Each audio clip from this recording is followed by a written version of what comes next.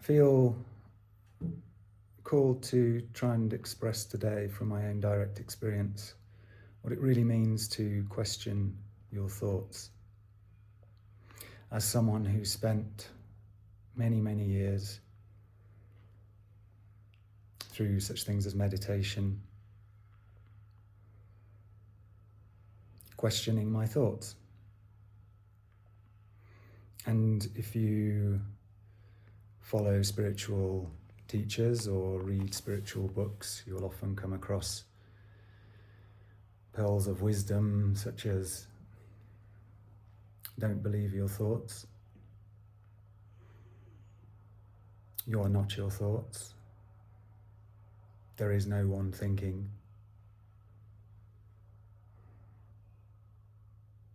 And while these are all true, they can't really be touched. If the thought, I am not believing my thoughts, or I am not my thoughts, is your start point.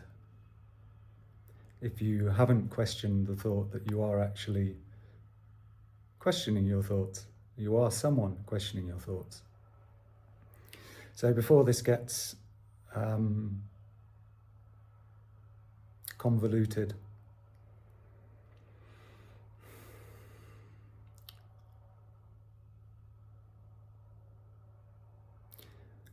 and before I get into the trap of trying to offer a solution to this, because it's not really a problem. It's a problem because one believes it's a problem. But I spent a lot of time sitting on a cushion meditating, being someone, questioning my thoughts, trying to get it right.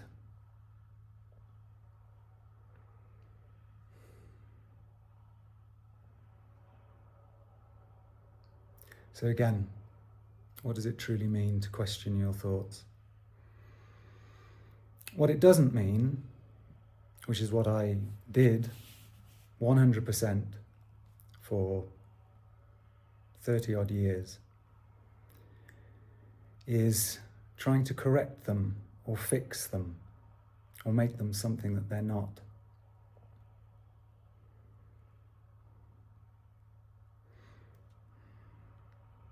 What it means is kind of going the opposite way, relaxing all effort, all attempts to think better thoughts. That's also an option, but not from the point of view of positive thinking.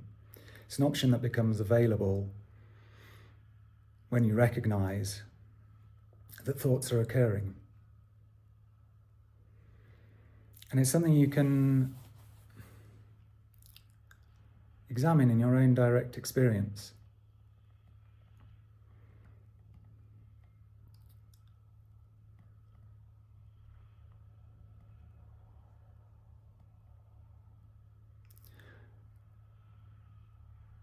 When you relax your nervous system, relax the trying, the fixing of a perceived problem. You stop giving it energy. And you create a space where you can truly examine your thoughts. And it's as simple as just seeing them, allowing them.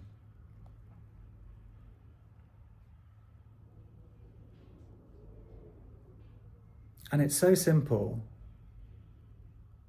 but it's so hard until you see that it's so simple, until you realize how you're taking a thought that's arising, calling it your own,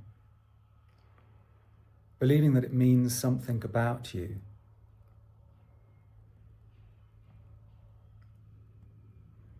believing that 100% you're a person about which it can mean something. When the truth is, you can examine in your direct experience, when you completely relax, stop trying to do anything, just allow,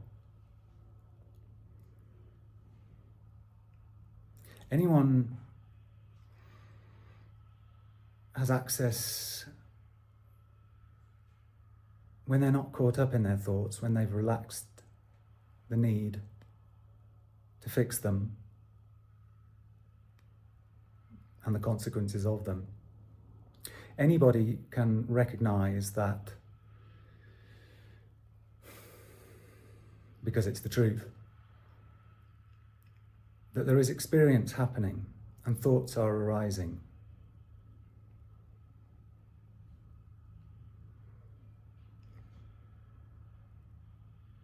Because if you see your thoughts without getting hooked back up into them, making them yours, when you just allow them, you have the direct knowing and experience that they can't be you,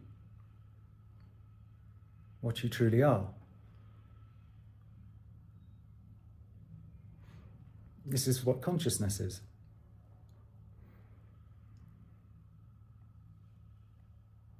If you can be aware of them, then you are not them. You are something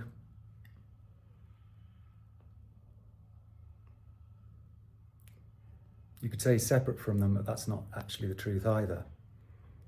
But they're just arising, simple as that. Let's stick with that.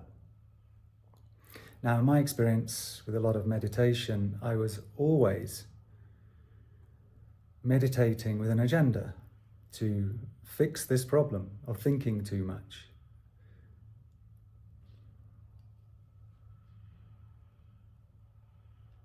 But if thoughts are just arising, then it's not for you to control. It's simply for you to see that they're kind of operating, they're a habitual program, sometimes triggered, sometimes negative, sometimes more positive. But they're arising. And if you can just see them and allow them, then they don't have to mean anything. It's kind of like this false self, this program, which isn't conscious, which doesn't really have its own separate existence. It's an emanation from what you are, your true nature, which is just being. They're pictures appearing on a screen, but you're the screen, you're not the pictures.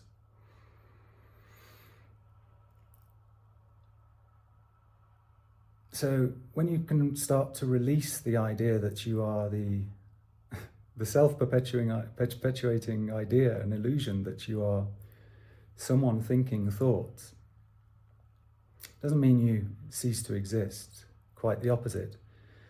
But what it does have as an experiential result is a relaxing of the personality, the idea of you controlling everything and being a separate person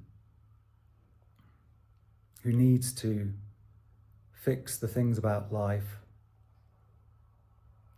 that aren't to its liking, aren't its preference. But it's simply that, preference. It's not something, it doesn't have any real independent existence. So I'll try and give an example.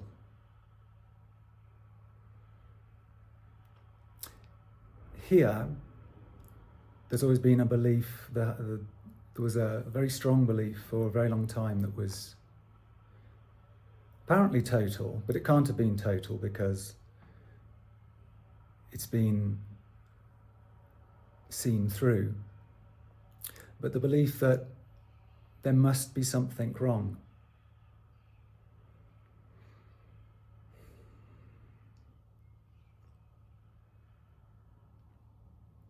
Because, say, in my childhood, there may have been difficult circumstances to deal with, which I wasn't that weren't acknowledged by other apparent beings. And so it was up to me to fix everything, to fix the world. Not just fix myself, but fix the world. But it's the same thing. And of course, if this is rooted in trauma, for example, and not processed in the optimal time as it happens, it gets stored in the body. So you have a thought that generates a feeling in the body, or emotions, sensations. And all of these are kind of clumped together as if they're real and concrete. But when you can relax and just see and allow a thought, you can kind of just, it's not fixing it, it's just seeing it, that this thought I have that, as simple as in a particular moment, the dogs next door are barking too much, and it's really, it doesn't feel safe. Because, let's say in my early experience, when it appeared that there was turbulence going on outside of me, I needed for that to be resolved, to feel safe.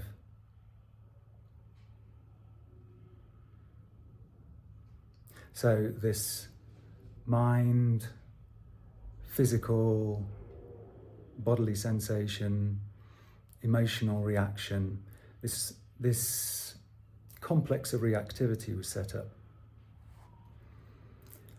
But as you examine, as you allow and start to see that you're not your thoughts, then a little bit of space arises and you can examine it.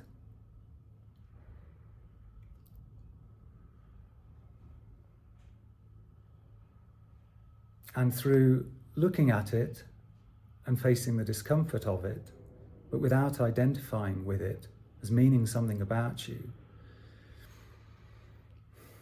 your nervous system can start to accommodate more.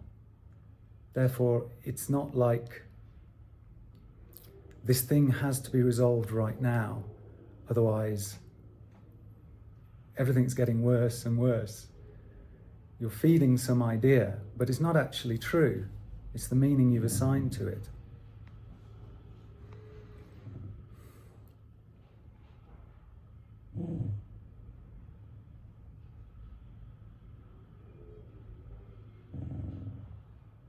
So it doesn't mean that when you start to see your thoughts, which for me is kind of,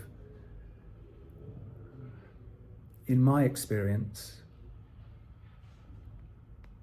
is kind of part of the waking up to life, because it's a relaxing of this total living in the mind.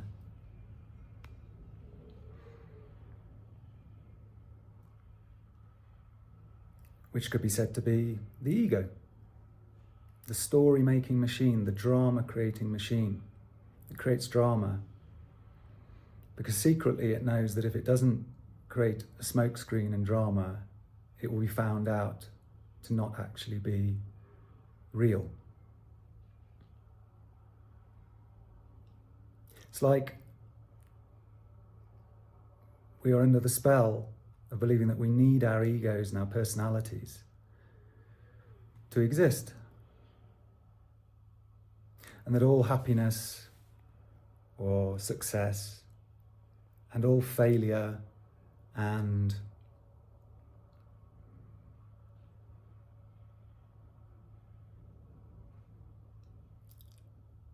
negativity exist within that personality structure, the false self. So,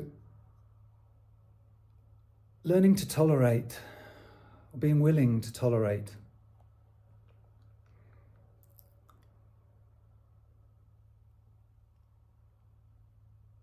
the dissolution of this complex of suffering and mental gymnastics and torture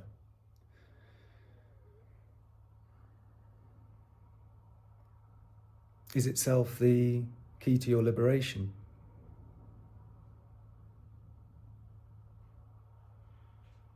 because you cease to be, you recognize that you're not at the whim of this false self.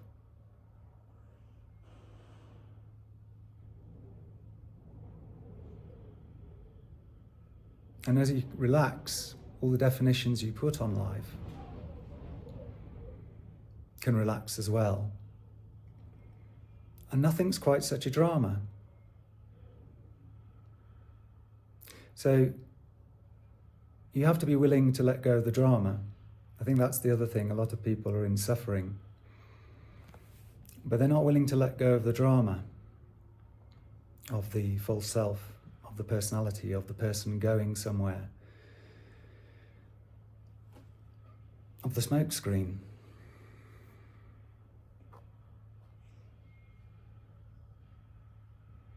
That's the kind of key of waking up. It's to see that there isn't really a waking up. There's just a recognition that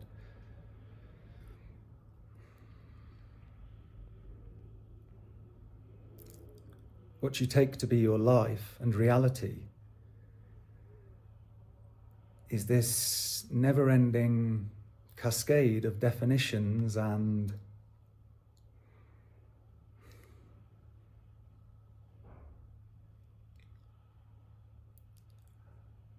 ways to cement an idea of being solid, that you exist. But the truth is that you just exist, that's it. There is no drama. And the no drama, quite apart from, it's not boring, which is what the ego will tell you, or annihilation, all the protections of the full self, the idea you have of yourself.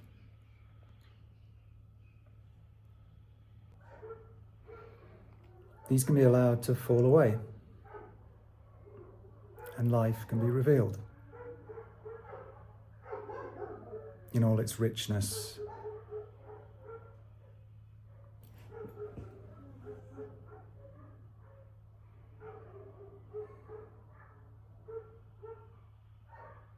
And freedom.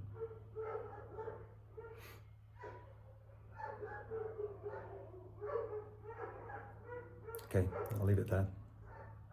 Thanks for watching. Have a good day. Ciao.